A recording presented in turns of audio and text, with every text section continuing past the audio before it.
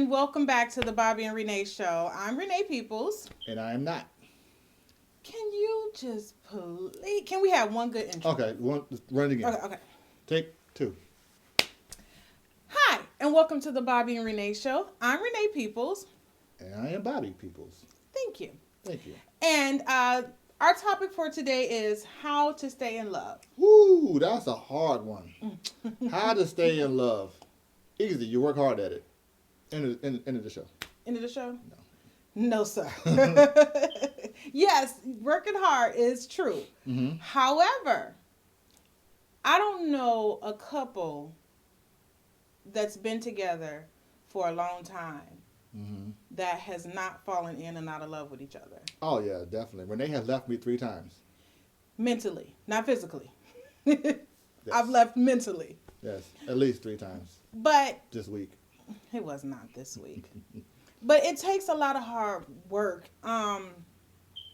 It's not about how you fall, but it's about how you get up. Right. In your marriage, in your relationship. Staying in love is about respect, communication, trust. When those 3 things are lacking somewhere, things begin to fall off. Right. I'm not going to sit here and lie and say, yeah, the whole 8 years we've been together, I've always been in love with him. No, because we've had our ups and our downs. But it's how we pull through it. Me, I'm a runner. Yep. I'm the type of person that is, you know what, this ain't working. I don't have time for this. I'm too young. How about this? I'm just going to go, you do you and I do me. That's right. Him, on the other hand, he's like, we're not in this. We didn't get married to separate, or we didn't get married to get divorced. We're going to work this thing out. So whatever you need to do, you need to go sleep on the couch. You want me to sleep on the couch? Then that's what we're going to do. And then we'll come back and we'll talk about this later. That's right. I mean, because, when I grew up with my grandparents, they had been together for 50-some years. So all I know is about longevity in a marriage. And I'm quite sure. I mean, and during the last part of my grandmother's, life, my grandmother and grandfather, they slept in separate rooms. You know what I'm saying? Because I used to sleep with my grandmother, when I was younger. So, whatever. I'm a grandmama, man. That's so nasty. Well, I mean, you call Bryce a cock blocker all the time. Well, he is. Okay, well, we know where he got it from. Okay, but anyway, so all I knew was longevity. You know what I'm saying? In a marriage, I always wanted to be married. Growing up, me personally, I always wanted to be the person who married his high school sweetheart.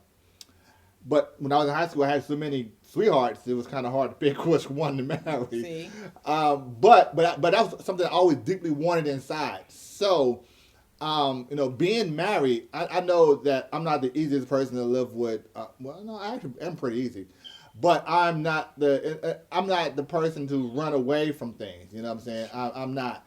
Like I said, like she said, if something's going on that I've done or not doing, and she's upset about that, then tell me, because I'm not a mind reader. And that's I guess that's part of some of the things that people run away for, their marriages break up, because the other person don't express what's going on or express why they're upset. So that way, and so they don't tell the other person. They kind of like these go their separate ways. But if you just take that time in that moment, just say, hey, I'm upset because of this. And I don't like that. Renee does that a lot. She does that. Granted, it might go on one ear or the other, but she do it. And so, but I still make an effort to. Hold on. Wait a minute. So you telling me now what? On video that when I tell you these things, it goes in one ear, not the other?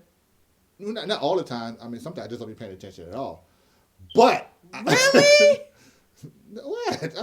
I'm saying. But I'm in love with you. I am. Really? What? I'm trying to get a kiss. No? All right. Oh, you wait until this video cut off. But, you have to have that understanding. And I think one of the things that keep my marriage happy, like I said in the previous episode, is that I try to do things that's going to be surprising to her. Renee is a hard person to surprise because she doesn't like surprises. She likes to control everything, even down to her birthday party. She wants to know where it's going to be at, who's going to be there, and this, and that. I'm like, it's a surprise party. I mean, you know what I'm saying? So after getting over those hurdles, and still force, hey, I want to do this.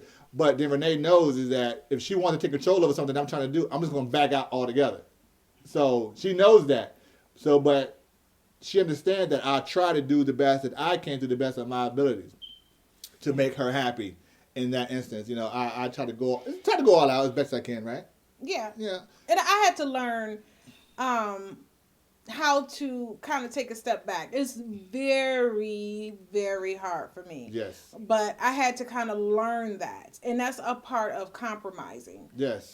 In a marriage. You have to compromise. Sometimes it's things that you just don't want to do. Yeah. But you have to step out of those selfish ways and kind of compromise. Don't compromise your morals. No. But, just compromise the little things. You know what I mean? Don't nag at them all the time, or don't it's things around here I say, well, like the banister been on the floor for about 3 weeks. No, it's been 4 weeks, but I was going to get to really? Honey, when you go get the part for the it. banister? Week number 5. And he'd be like, oh, babe, I got to go to Home Depot. Well, honey, we've been past like 6 Home Depots. But you know what? It's cool. You say that you're going to do it. I'm going to trust you to believe that you're going to get it done. In my time. But you know what, though? When I was doing videography a lot, when I first came to Atlanta, I recorded this wedding. Mm-hmm. It was a Catholic wedding. And this preacher said something that made sense to me then. And he says, in a marriage, it's hard to give 100% of yourself to someone. It's hard. It's impossible. But if you strive to give 60% of yourself to someone, then you both have 120% marriage, which is well over 100%. Mm-hmm. So if I give 60% of myself to her, and she gives 60% of herself to me, you know what I'm saying? We're both come up with 100%, more than 100% of a marriage. So she's not giving all herself to me because she has to restrain something for herself, and I understand that, and she understands that I have to restrain something for myself, and do things the way I need to do it. That's gonna benefit her, but at my own pace, and same for her. She has to do things that's gonna benefit me at her own pace. So it's not like we have a race to do this. Okay, I gotta do this real quick because I know it's gonna make her happy.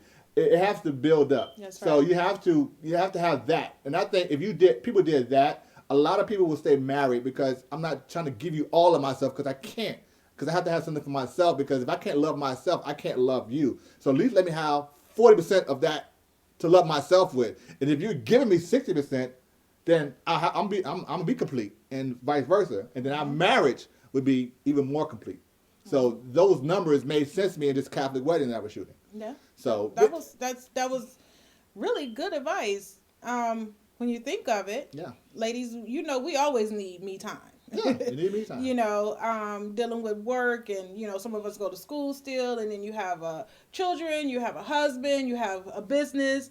So sometimes you just need just a little break, just a little, just give me a little me time. Yeah. One thing I wish that Renee would do, she would do girls' night out. I really do. That's one thing she doesn't do for herself. I think because of a lack of participation from people who are not in the business. Because one thing about it, we're always around people in the film business. Yeah. So it's kind of hard to, be out with someone and not talk about film. Yeah. I mean, it's hard. But then a lot of people, they have their own families and they have their own things that they're doing. Right. Maybe the girls' night that they're doing just don't fit with our schedule. Yeah, which is understandable at the time. So I am gonna make it my business to try to start that, because we do need that. Right, because I want to go to the strip club sometimes. You can go to the strip club. Can we go together? Excuse me. This is a part of really? On the camera? Yes, Xavier. We're shooting our video. All right. Hello, Xavier. Yes. What do you want? Anyway, this is so unprofessional. I mean, like, really. Okay. You have to if you come home, y'all stay outside for a minute, because we're still shooting a video. No matter if they're being rude or not on camera. All right. No So don't doubt. just come knock on So the you know door. what I'm saying? Just wait So a this minute, is what okay? I had to live with the whole time that we've been married together for the last 8 years or so. Well, look at here. Those are my children, and they're out at the park. So when they call, I don't care what I'm doing. I need to stop what I'm doing and take that phone call. It's understandable. Okay. So anyway, back to what we were saying, how to stay in love. We've seen so many marriages break up over money, over finances. Mm-hmm. We understand that, listen, having a family is a struggle. It's very expensive. You do the best that you can with what you have. But your love should conquer all. When it comes down to money, I mean, my husband and I, we've had one foot in the door and one foot on the banana peel of being homeless with our family. But at that point in time is when we became stronger, because we knew that what we needed to do to make things happen so that we wouldn't be outdoors with our children. We were literally like a couple days from being put outdoors, literally. A lot of people didn't know that. A lot of my family didn't know that. But you know now. Everybody knows. Yeah, but the thing about it is we didn't let money destroy us. No. You know, we didn't let other things destroy us. We've had so many other things that come up in our situation in our marriage where it's like, okay, well, we need to let's go see a counselor. And we were in marriage counseling for a while. Yeah. And it worked. Doing faithfully. Yeah, it helped us. It helped us to see it from someone else's point of view. It's nothing wrong with going to marriage counseling. No. It doesn't mean that, you're weak or you don't need this person telling you what to do or how to feel. Mm-hmm. It's just having someone else's perspective that don't know you. Exactly. Don't go to a friend that's a marriage counselor. That's you go and pay a professional person, counselor, who don't know you, and let them work through some issues. We had a nice little old white lady tell us about ourselves. Yeah, but, she was able to dig deep from your childhood and the reason why you may feel this way and the reason why you do things this way. Mm-hmm. Okay, so let me ask you this question. Sure, ask me a question. What is it about me that make you keep falling in love with me over and over again? Over and over again? I think because the way you make me feel, the way you take care of me, the things that you do to me sexually. Yeah, our kids are going to be watching this video. I'm not saying nothing I don't say in front of the kids. So don't say stuff like that. Yeah, but truthfully, it's your compassion. You are a natural born nurturer. Oh. And that making me go to the doctors when I don't want to go to the doctor. Making me take these pills. I don't know. We might be on Snap next week. She's trying to kill her brother. I don't know. But she makes saying, take these pills. So this is my paper trail here. Something happened. Whatever. But no, I mean, just being able to be, for me, you're not just my wife. You are my best friend.